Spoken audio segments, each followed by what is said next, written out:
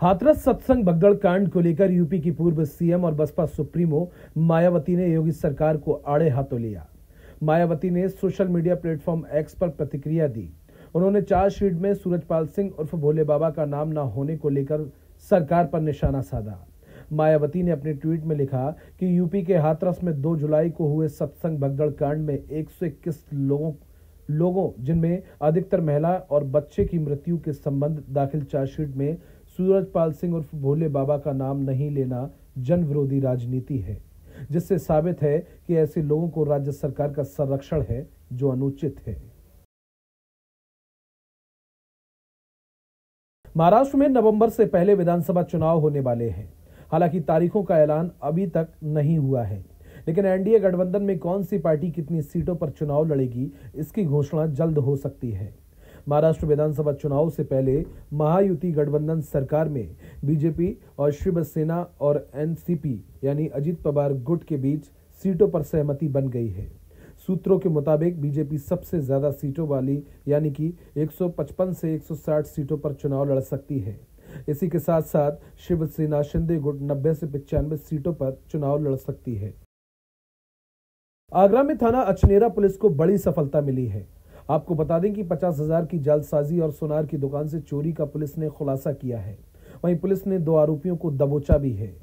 पकड़े गए आरोपियों के कब्जे से ज्वेलरी, नकदी और स्कूटी बरामद की है। न्यू आगरा के रहने वाले हैं दोनों आरोपी राम नरेश और जीवन। दोनों आरोपियों पर आगरा और फिरोजाबाद में आपराधिक मामले भी दर्ज हैं। 6 जुलाई की घटना है, जिसमें बैंक से एक व्यक्ति पैसे निकाल के सामान खरीदने जा रहा था तो उसके टक्करबाजी की घटना हो गई। दूसरी घटना भी थाना अचनेरा की 27 सितंबर की घटना है। इसमें एक सोनार की दुकान से 2 अंगूठी और पेडल वगैरह लूट की घटना हुई थी। इन दोनों का खुलासा आज किया जा रहा है। मुकदमा अपराध संख्या 182/24 और मुकदमा अपराध संख्या 251/24 इन दोनों का खुलासा है। मुखबिर की सूचना पे आज खड़वई नहर के पास से 2 अभियुक्तों को हमने गिरफ्तार किया है। मैनपुरी में स्वास्थ्य विभाग के अधिकारी पर आशाओं ने अवैध वसूली का आरोप लगाया। दर्जनों आशाओं ने डीएम से स्वास्थ्य विभाग के अधिकारी की शिकायत की। वहीं स्वास्थ्य विभाग के डॉक्टर 2,000 रुपए की अवैध वसूली करते हैं, आशाओं का यह आरोप है। स्वास्थ्य विभाग के अधिकारी डॉक्टर क्षितिज वर्मा पर वसूली करने का आरोप लगा है। ये शिकायत अभी प्रकाश में आई है और डॉक्टर साहब का ये कहना है कि वहाँ के जो प्रोग्राम मैनेजर हैं वो इनको भड़काते रहते हैं और दूसरे पक्ष का कुछ कहना है, तो अभी जांच के बाद ही इस पर कुछ कहना उचित होगा। मैं ये कह सकता हूं कि इसकी तुरंत जांच कराई जाएगी और जो भी पक्ष दोषी होगा उसके विरुद्ध सम्यक कार्रवाई की जाएगी।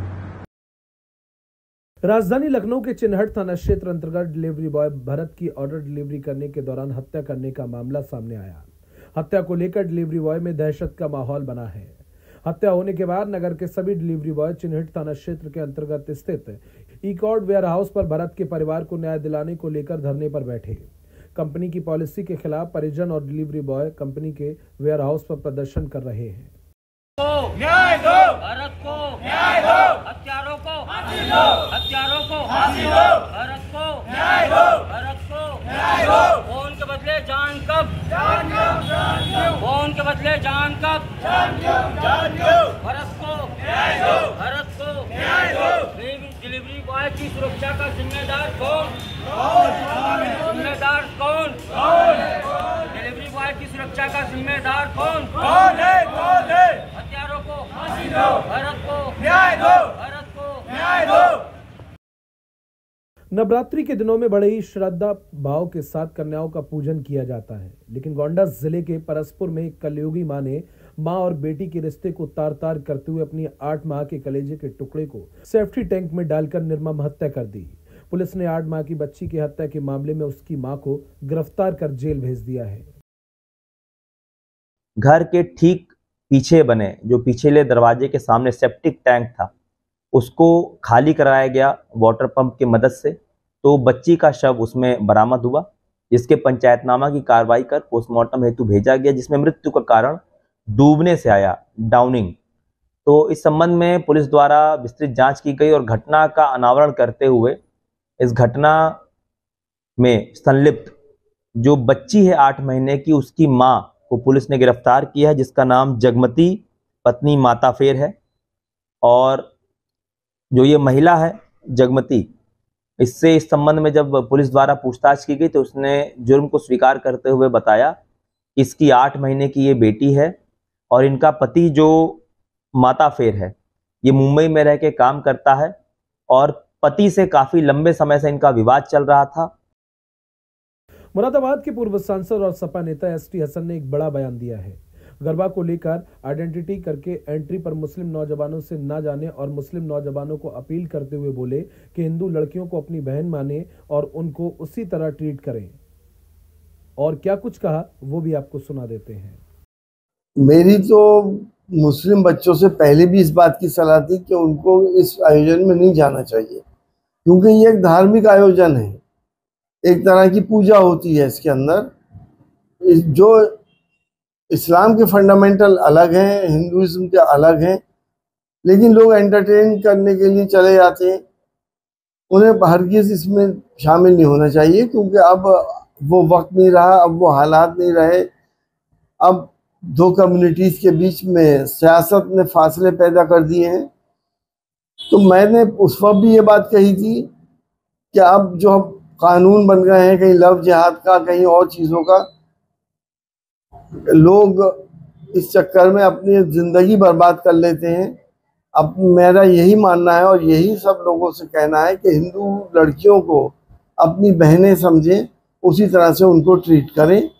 मुरादाबाद के कटघर क्षेत्र में चल रहे रामलीला मंचन कार्यक्रम में बार बालाओं का अश्लील डांस के वीडियो सामने आने के बाद शिवसेना के कार्यकर्ताओं ने मौके पर पहुंचकर पहले तो हंगामा कर पूरा कार्यक्रम जल्द बंद कराया और फिर इसकी शिकायत पुलिस अधिकारियों से करते हुए कार्रवाई की मांग की।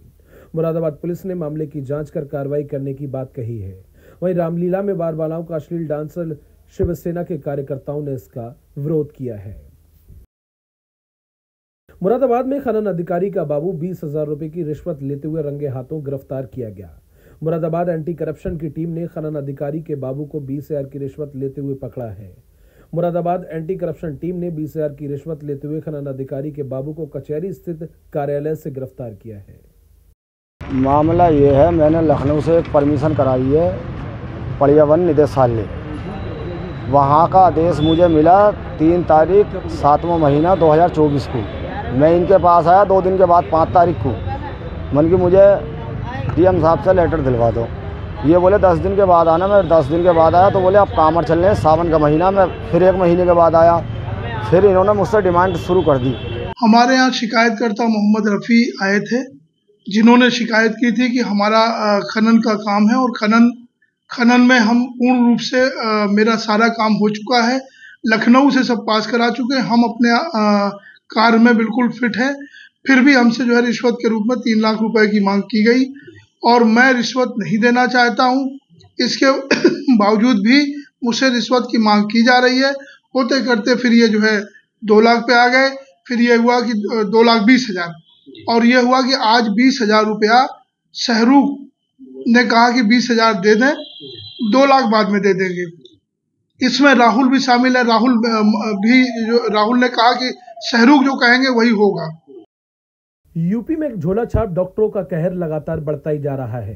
लगातार झोलाछाप डॉक्टरों के चलते लोगों की जिंदगियां बद से बदतर होती जा रही हैं। वहीं बदायूं जिले के बिलसी क्षेत्र के मोहल्ला नंबर 8 में गलत इंजेक्शन लगाने से एक मासूम बच्ची की तबीयत बिगड़ गई। वहीं पीड़िता ने बिलसी थाना पुलिस को इस पूरे मामले को लेकर तहरीर देकर कार्रवाई करने की मांग की है। झोलाछाप डॉक्टर पर गलत इंजेक्शन लगाने का पीड़ितों ने आरोप लगाया है।